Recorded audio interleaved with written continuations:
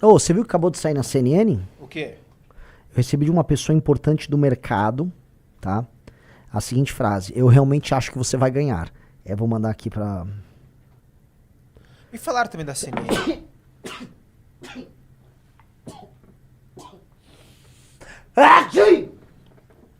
Saúde! Ah, pô, eu cheguei a essa parte aqui, mas não cheguei que era isso. Deixa eu voltar pra cá então, peraí. Vamos lá. Deixa eu abrir a CNN aqui. Até mandar um... Nada não, vai. Cadê? Volta aqui. Achei já. Pelo Ministério da Saúde como inéditos, mas que... E de um homem pela sua armazém de informações. Quero trazer dados aqui do IDP, o Índice da Trix de Presidenciáveis, que todo mês a gente traz um ranking de performance digital dos pré-candidatos à presidência, tanto nas suas próprias redes sociais, quanto nos dados do chamado Mar Aberto, que os outros formadores de opinião, influenciadores, jornalistas e outros agentes políticos falam de cada um deles. E tem, para quem acompanha a gente toda semana, já percebeu que a notícia está aqui, mudança na liderança do pódio. Pela primeira vez neste ano de 2026, é o presidente Luiz Inácio Lula da Silva quem termina o balanço mensal à frente. Não é Flávio Bolsonaro, que desde que anunciou a sua pré-campanha, ainda no ano passado, vinha liderando este ranking. As demais posições, sem mudança nas posições, segue Renan Santos do Missão como o terceiro colocado, Romeu Zema e Ronaldo Caiado, embora Zema tenha tido uma expressiva queda ali na sua performance. Para entender isso aqui não é percentual, isso aqui é um índice que vai de menos 100 a mais 100, menos 100 é quando tudo está um desastre no ambiente digital para um pré-candidato, 100 pontos positivos seria tudo perfeito. Todo mundo só falando bem daquele candidato. E o que aconteceu no mês de maio para esta inversão de posições? É isso que você está lembrando na sua mente, e claro que a gente está citando aqui também na nossa tarde.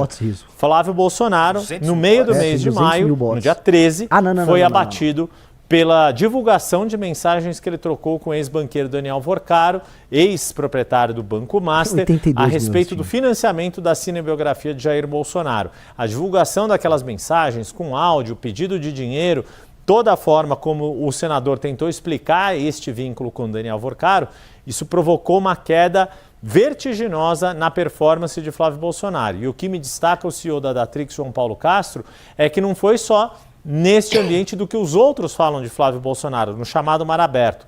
Nas próprias redes de Flávio Bolsonaro também houve queda de desempenho. O que significa isso?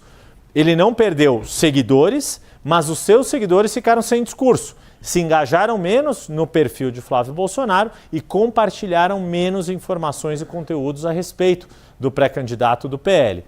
Pouco antes disso, Lula havia tido, de certa forma, um gol que foi a ida até os Estados Unidos, encontrar-se em reunião com Donald Trump na Casa Branca, poder fazer uma ampla divulgação disso, que gerou um noticiário positivo ao governo diante daquela reunião, da divulgação daquela foto, de tudo que Lula pôde falar a respeito daquela viagem. Mas esta mudança de pódio não teria ocorrido sem o caso Master. Tanto que, como destaca a Datrix, no fim do mês de maio, Flávio Bolsonaro também consegue uma ida aos Estados Unidos para se encontrar com Donald Trump e mais, se encontra com o vice-presidente J.D. Vance e com o secretário de Estado Marco Rubio e acontece posteriormente aquele anúncio de que desde o dia 5 agora de junho, mas foi anunciado com uma semana de antecedência, os Estados Unidos passariam a classificar facções criminosas brasileiras, PCC e Comando Vermelho, como organizações terroristas estrangeiras. Isso deu um novo engajamento na base de Flávio Bolsonaro, mas não o suficiente para recuperar o desempenho que ele tinha antes. Então é o famoso assim, teve uma queda muito forte na sua performance digital, uma parte conseguiu recuperar, mas não o suficiente a ponto de ter perdido essa liderança. Então, como o João Paulo Castro define, é como se Lula tivesse marcado um gol jogando parado, quase como se a bola tivesse batido nele e entrado,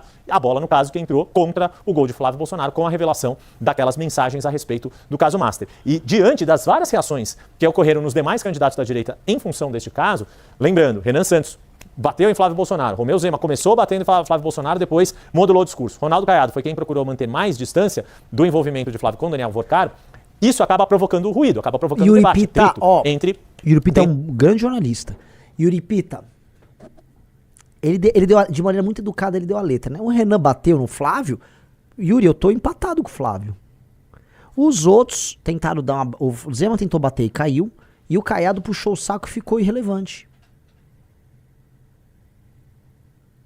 O que eu aviso é, pro Caiado e pro Zema, nem adianta mudar a estratégia agora. Nem adianta mudar a estratégia. Não vai dar em nada. Agora, pro Renan, pra mim, né? Pelo amor de Deus, não quero falar em terceira pessoa aqui. Eu viro analista aqui, acabo... Mas pra mim, basicamente é continuar fazendo o que eu tô fazendo. Com muito menos dinheiro, contando com a minha estratégia digital, apenas com um meu amigo autista aqui, que nem da minha espécie ele é.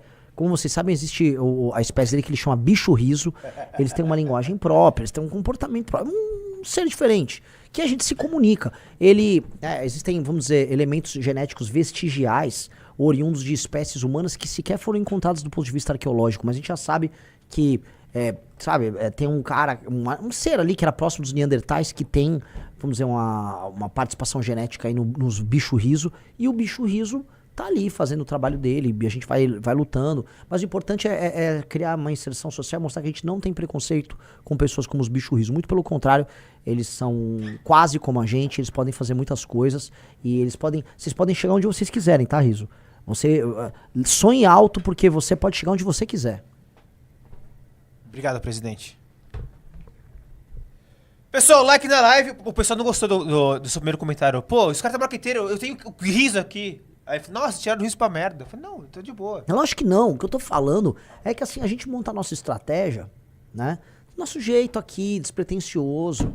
Como diz, né, Riso, minha relação com você tem aquela música do Cazuza. O nosso amor a gente inventa pra se distrair. Vamos! Entendeu? Essa coisa meio Cazuza e Frejá, sabe? Em que você é o Cazuza e eu sou o Frejá.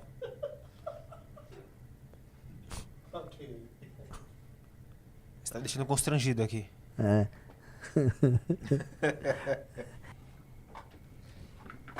Enquanto a gente tá aí, Renan, rapidinho. Pessoal do Pará é o seguinte. 18 de junho, Belém, Happy Hour, renanSantosMBL.com/Belém. E 14 de junho, Santarém, renanSantosMBL.com/Santarém. Cadê o Matheus? Ajusta a câmera aqui, por favor, enquanto ele ajusta a cadeira. Meus queridos amigos, estamos aqui simplesmente com o homem que tá mirando o caminho certo pro Rio de Janeiro. É isso? Posso falar que tá... O tiro é certo, com O tiro certeza. é certo. Você tá, assim, você tá com a bandidagem na mira. Todos eles. Muito bom, muito bom. É que lá você tem que ter uma mira realmente muito ampla, né? Porque Teremos munição à vontade. situação ali. Grande, uma salva de palmas para o grande Busnello.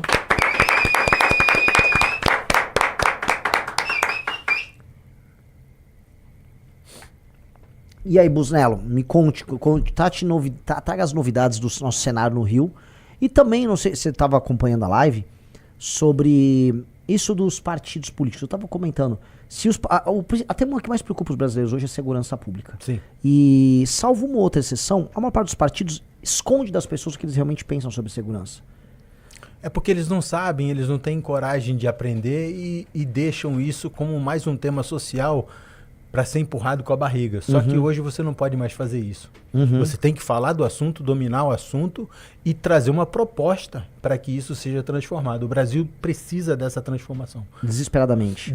Porque está influenciando no setor econômico, no setor social, na paz do cidadão. As pessoas querem ir embora, as pessoas querem deixar isso aqui por causa da segurança pública. E nós temos capacidade, temos profissionais para transformar isso. E temos capacidade de gerar políticas que transformem isso. Perfeito. Porque eu vou comentar um negócio.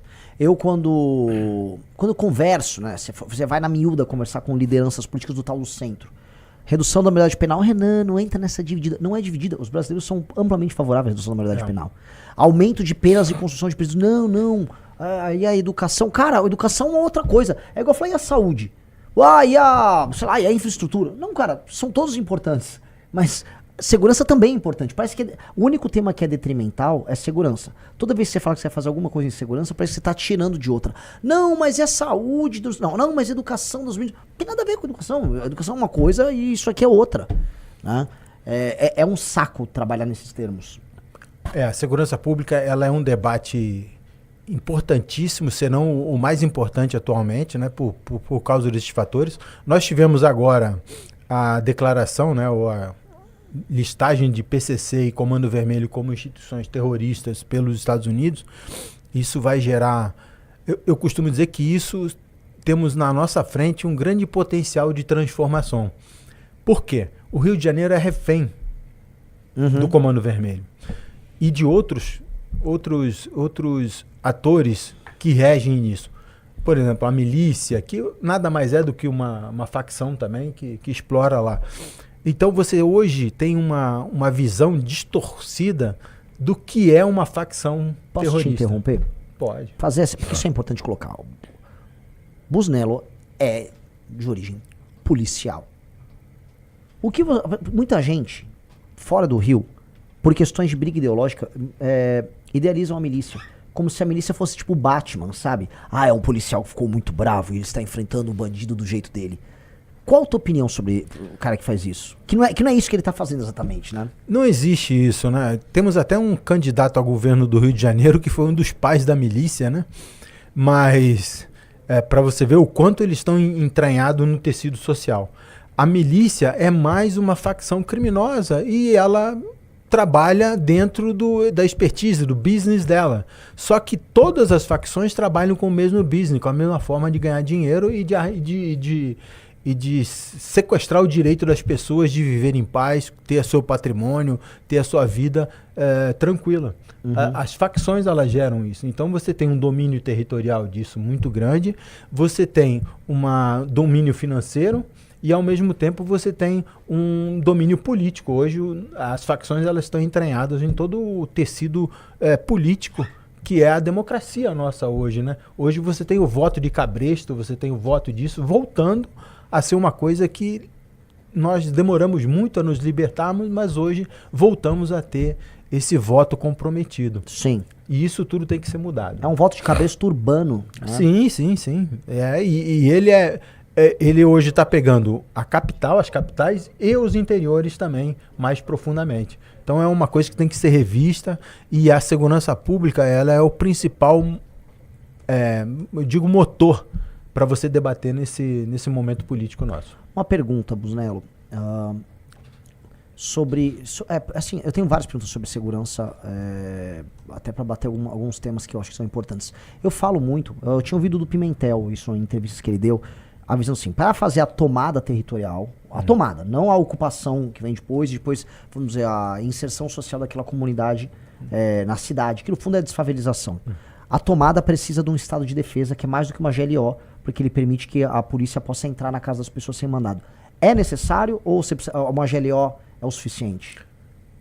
Não, é necessário uma legislação específica. Nós vivemos uma guerra assimétrica com a polícia agindo no valor no valor simétrico, né? Então há uma dicotomia nisso tudo aí. E você precisa ter uma legislação, pode ser até uma legislação temporal, mas ela tem que ser uma legislação especial para você poder debelar essas facções todas que estão ali. Então, uma pergunta, por exemplo, ganhei a eleição, tô com a caneta na mão.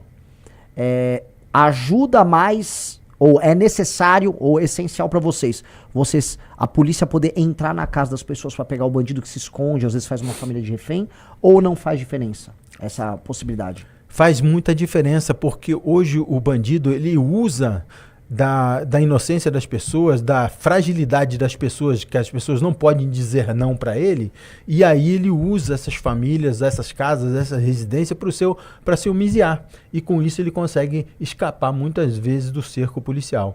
Há uma necessidade de você ter esse momento de supressão, né, desse direito, mas possibilitar... Sim, um período curtíssimo de tempo. A França fez isso agora, quando teve aqueles atentados lá na França. A França suspendeu vários direitos e garantias individuais e debelou aquelas facções terroristas lá. E por que nós não podemos fazer isso também? Não é? É exatamente isso.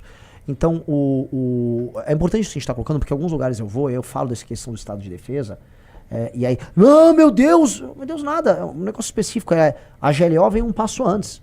Né? Você tem o estado de sítio, que seria o estado final. Sim. E antes tem o estado de defesa e vamos botar a GLO, garantida lei da ordem. Aqui é mais do que GLO do que a gente precisa. Segundo ponto, do ponto de vista técnico operacional, as polícias brasileiras dispõem dos meios de ação para, caso o governo federal institucionalmente dê o backup, vamos dizer, o suporte, elas derrotarem o crime organizado nos estados? Sim, temos. Nós temos capacidade, nós temos treinamento, nós temos conhecimento do terreno, né? Que você tem que ter o domínio territorial disso. Você tem o domínio das facções, ou seja, o domínio do conhecimento, da inteligência dos caras que são as lideranças. Nós hoje carecemos muito exatamente dessa legislação e de uma ação governamental que consiga gestar isso. Porque não adianta hoje você atacar, como no Rio de Janeiro, o cara vai migrar para o interior do Espírito Santo, ele vai migrar para o interior do Pernambuco, ele vai voltar às suas origens. Se você não tiver uma coordenação nacional, e aí entra a caneta do presidente para gestar essa questão toda e fazer com que ele fique sem local para ele se abrigar. Ele tem que se sentir vulnerável todo momento para ele, na fragilidade dele, ele cair perante a polícia. Ou para a prisão, ou para o cemitério. Maravilhoso, maravilhoso. E como tá a construção do projeto teu e do Rafa lá no Rio? Como é que tá o desenho?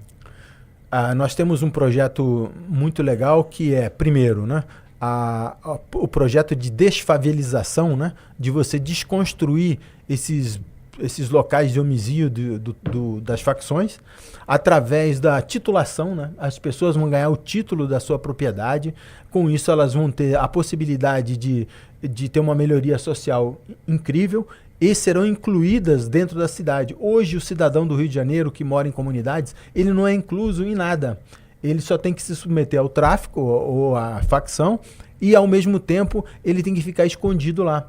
Porque a polícia só vai lá para dar tiro, porrada e bomba. E não é esse o nosso mato. Não vai faltar tiro, não vai faltar porrada e não vai faltar bomba. Não. Mas não é esse o sentido da paz social que queremos construir. É lógico. A gente quer um processo de paz, de construção social. E nós temos isso como um parâmetro nosso, que é a desfavelização. A ocupação nossa vai ser logo no primeiro dia de governo. Nosso gabinete vai ser dentro da comunidade. Não vai ser no palácio, vai ser lá na comunidade, nós vamos ver, porque o governante ele tem que sentir é maravilhoso.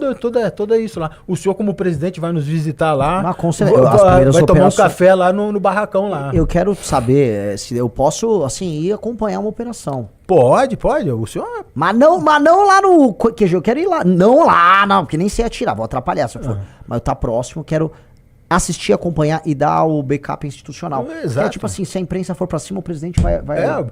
Tem muitas terras ali que o presidente pode, de uma simples canetada, passar para o Estado urbanizar, o Estado dar a propriedade para aquilo ali. Isso tem várias ações que os governos federais e estaduais podem fazer em conjunto. E o senhor indo lá, o senhor vai perceber, o senhor vai ver, o senhor vai sentir, a população vai lhe trazer o quanto aquela população é carente e o quanto ela sofre. Então, nosso gabinete dentro da comunidade, titulação de terras e um ambiente social positivo para que a pessoa possa investir, melhorar e construir a sua vida com paz e tranquilidade. Maravilhoso, maravilhoso. É isso aqui, galera. Não tenho muito o que colocar. Agora sim, o cenário no Rio tá meio bizarro, né? Caiu o Bacelar. O Paes não está exatamente em paz. Né? É verdade que ele começou a cair nas pesquisas? Ele teve, parece um tombo aí de 10%, né? Tava com 53, levando no primeiro, agora tá em 43. Né? Terá segundo turno. E aí, se tem segundo turno, vocês estão completamente na briga. Sim, tendo segundo turno e vamos chegar forte pro segundo turno. É isso. Eu tô nessa vibe também. Eu acho que o Lula, ele tem vaga garantida no segundo turno, na eleição presidencial. E o Flávio vai cair. E quem tá em terceiro sou eu. Então, vamos passar esse cara. A população é carente de propósitos, ideias e ideais. E o Partido Missão tem isso. Tem ideias, propósitos e ideais para poder transformar isso. Busnello, voltando para essa questão do enfrentamento geral, qual você considera, de todas as facções que você conheceu e da sua experiência até de combate, preciso entender, o Busnello é um dos maiores snipers do Brasil, responsável por alguns dos casos mais famosos que nós temos de operações de campo. E qual você considera a facção que tem o time mais mais difícil? Vamos dizer, os bandidos mais qualificados para enfrentamento? Então, Ou não tem, tá muito abaixo? Não tem. O Comando Vermelho, ele, pela sua origem, né? Pela sua história, pelo seu nascimento, ele é uma facção mais combativa, mais guerrilheira, né? E é diferente do PCC, que é mais business, é mais negócio, né? Você tem no CV, hoje, uma expansão territorial a nível nacional. No interior do Mato Grosso já foi detectado lá um acampamento de treinamento deles em que você não tinha acesso por rodovia, somente por barcos. Então, um treinamento em que o jovem lá, eles pegam os menores, né? Por isso que a lei do Estatuto da Criança e do Adolescente tem que ser transformado. Porque hoje essa criança é refém desses caras e você tinha todo um treinamento lá previsto de guerrilha. Ou seja, ele quer expandir a força dele a qualquer custo.